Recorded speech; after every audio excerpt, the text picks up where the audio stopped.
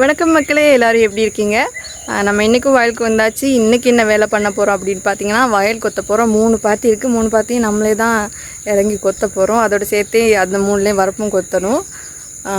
அப்புறம் நிறைய பேர் சப்போர்ட் பண்ணிகிட்ருக்கீங்க. ரொம்ப ரொம்ப ரொம்ப நன்றி. ஒரு சிலர் கமெண்ட் பண்ணியிருந்தீங்க என்னென்னா, நான் ரொம்ப மெச்சூர்டாக பேசுகிறேன்னா. மக்களே, ரொம்ப நொந்து நூடுல்ஸ் ஆகியிருக்கேன். அதனால தான் மெச்சூர்ட் ஆகிருக்கேன்னு நினைக்கிறேன். அப்போ பைத்தியமாக இருப்பேன், அப்போ மெச்சூர்டாக பேசுவேன். ரொம்ப டிஃப்ரெண்ட்டான ஒரு கேரக்டர்னு நினைக்கிறேன் நான். சரி, இப்போ நான் வந்துட்டு வேலையை ஸ்டார்ட் பண்ண போகிறேன். நான் வந்துட்டேன்னு சொல்கிறேன். 2 நாளைக்கு முன்னாடி எப்படி நடந்துக்கிட்டு போகிறேனோ சுஜி, அப்படியே காய்ச்சலோட திரும்பி வந்துட்டேன்னு சொல்லு. காய்ச்சல் வந்தாலும் என்ன ஆனாலும் வயல் கொத்த தான் போறேன்னு யார்கிட்டயாவது சொல்றா. யாரும் கேட்க மாட்டாங்க. நீயா யாரையாவது கூப்பிட்டு சொல்லு. யாரு? நானு. இங்க பாருங்கப்பா, நீ சோம்பேறின்றாவன். நீ பார்த்த. ஆமாப்பா, ஆனா அது நீட்டா கூட எது வீட்டுல இருக்கும் அம்மி. மக்களே, ரொம்ப நாளைக்கு அப்புறம் தானே எனக்கு வயல் குத்தணும். அதனால நான் மறந்துருப்பேன்னு நினைச்சிட்டு அப்பா இப்படி பண்ணுங்க சொல்லிட்டு இருந்தாரா. ஆனா எங்க தம்பிக்கு வேலையே தெரியாது. இப்போ ஒரு 5-6 நாளா தான் வந்துட்டு வயல் பாக்குறானே.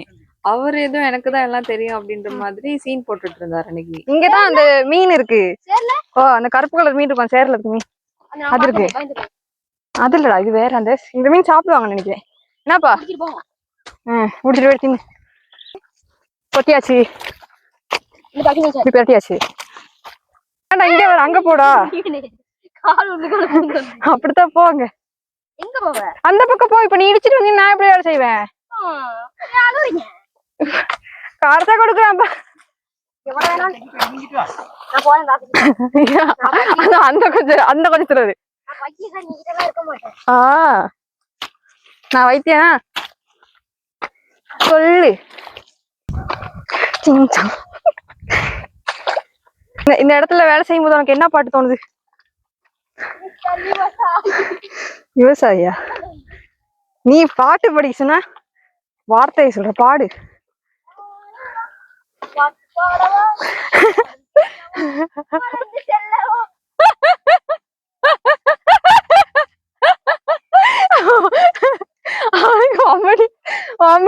தூக்க கூட சத்து இல்ல உனக்கு. எனக்கு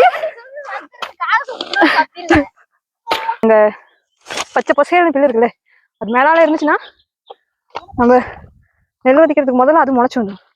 அது இருந்தா கஷ்டம். நம்ம விதைக்க முதல் நாள் வந்து இப்போ இதை தான் எடுத்துருவோம். தகுதி மட்டும் மேல இருக்கும். அப்ப அந்த நேரத்துக்கு கஷ்டமா இருக்கும்.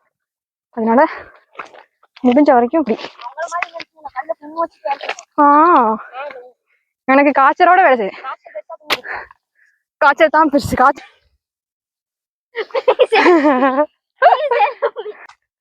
நான் மிதிச்சுக்கிறேன், நீங்க அங்க போங்க.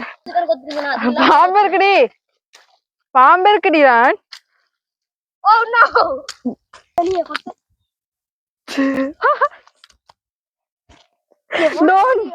போதும். சரி,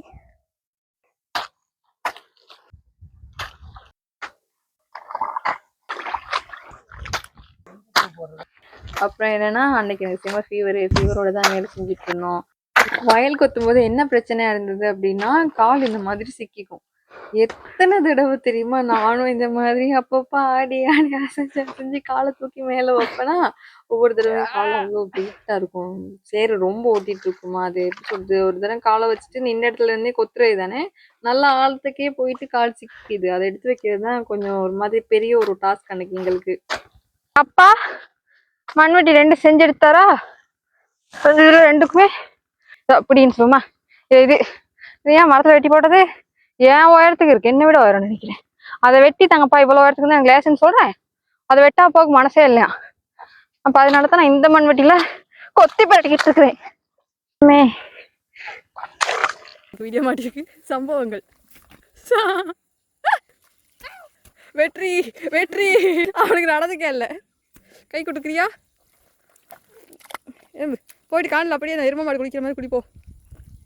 என்ன லுக்கு.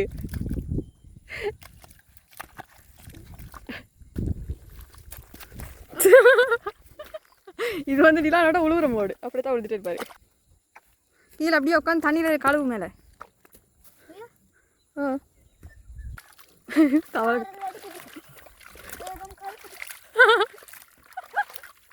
என்ன கிடக்குது வேகமா? தம்பி கொழும்புல இருந்தவர் தானே, அதான் அவர் இவ்வளவு என்ஜாய் பண்ணிட்டு இருக்காரு வயல்ல வந்துட்டு. ஹாய் கேனாவே. ஹரி